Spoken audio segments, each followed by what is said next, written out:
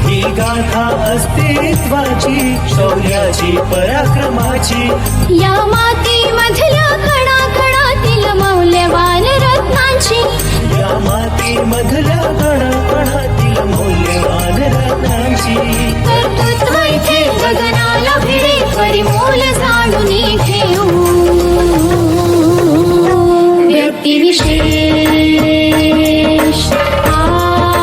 नमस्कार विद्यार्थी मित्रांनो, रेडिओ MPSC गुरुमध्ये मी आरजे प्रिया तुम्हा सर्वांचं मनापासून स्वागत करते. विद्यार्थी मित्रांनो, व्यक्तिविशेष या सत्रामध्ये आपण काही विशेष व्यक्तींची जीवनगाथा ऐकत असतो.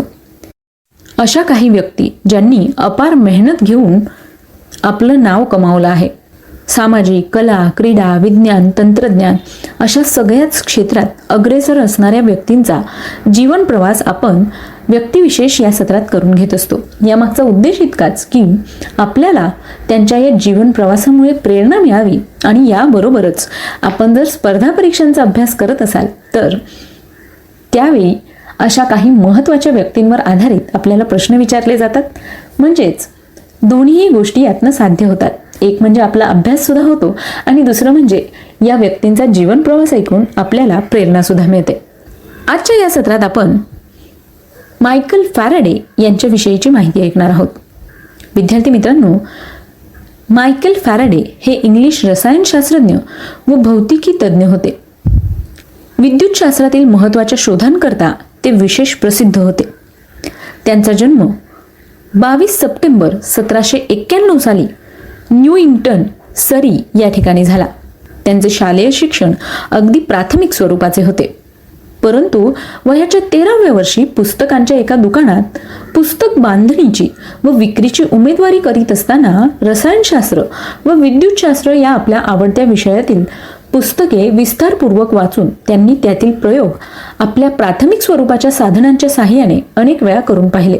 सर हम्फ्री डेव्ही यांची रॉयल इन्स्टिट्यूशनमधील व्याख्याने 1812 मध्ये फॅराडे यांनी ऐकली होती व त्यांची टिपणे करून ती डेव्ही यांच्याकडे नोकरीच्या अर्जाबरोबर पाठवली. 1813 मध्ये डेव्ही यांनी आपल्या प्रयोगशाळेत सहाय्यक म्हणून फॅराडे यांची नेमणूक केली. 1813 ते 1815 या कालावधीत डेव्ही यांच्याबरोबर त्यांना युरोपमधील प्रमुख प्रयोगशाळांचे अवलोकन करण्याची संधी मिळाली. त्यावेळी A.M. Ampere, F.H.A. Humboldt, J.L. गे ल्युसॅक, काउंट रामफोर्ड या त्या काळातील प्रख्यात शास्त्रज्ञांची भेट होण्याची फॅराडे यांना संधी मिळाली.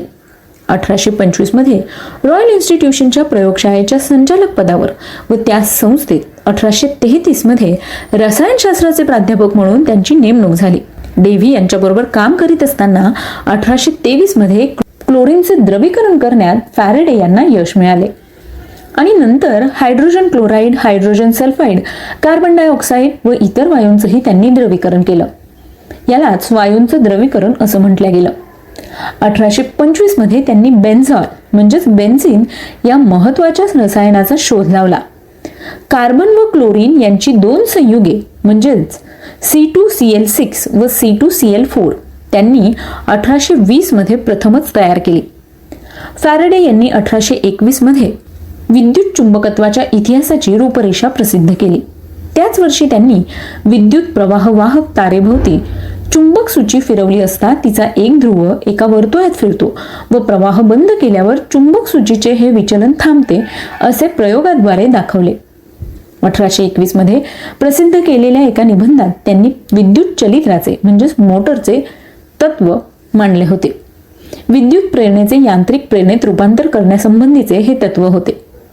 याच निबंधात त्यांनी चुंबकीय प्रेरणा रेषेची प्राथमिक संकल्पना मांडली होती. 1831 साली त्यांनी विद्युत चुंबकीय प्रवर्तनाचा बदल केल्यास विद्युत चालक प्रेरणा म्हणजेच विद्युत मंडलात प्रवाह वाहण्यास कारणीभूत होणारी प्रेरणा उत्पन्न होणाऱ्या तत्वाचा शोध लावला.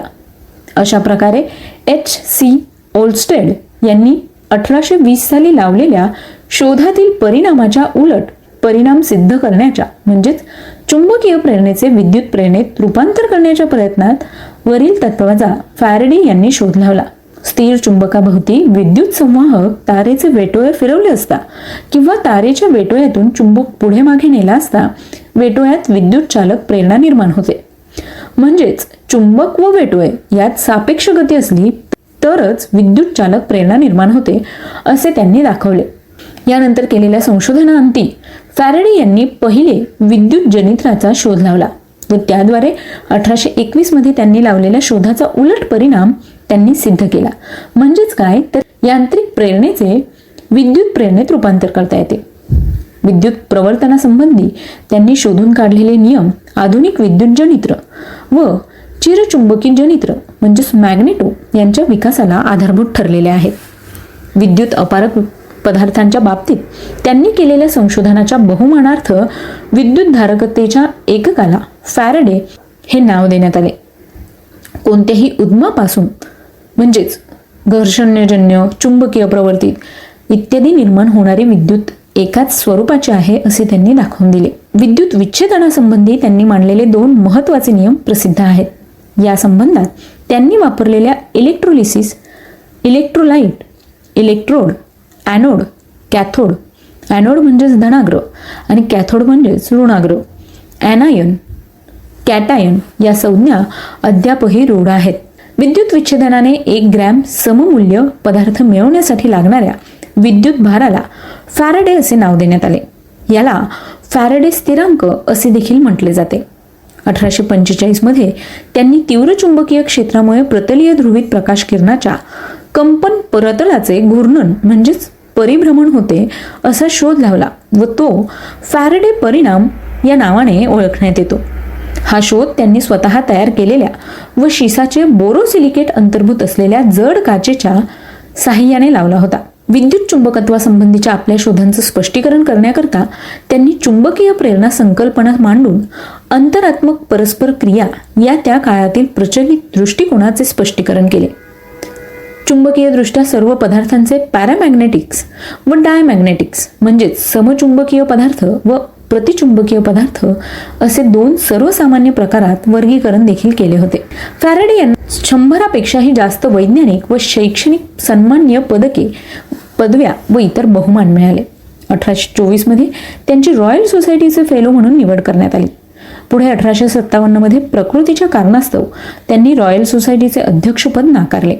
1832 मध्ये रॉयल सोसायटीने त्यांच्या कार्याचा गौरवार्थ त्यांना कॉम्प्ली, रॉयल व रमफर्ड या पदकांचा बहुमान दिला.